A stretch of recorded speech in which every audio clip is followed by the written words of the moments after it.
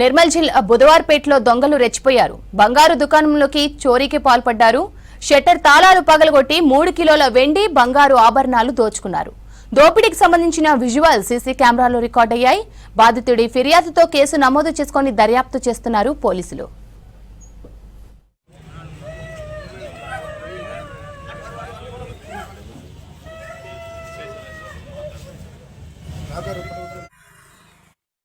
ఒక బంగారు వ్యాపారస్తుడి దుకాణంలో నిన్న రాత్రి దొంగల బీభత్సం సృష్టించారు.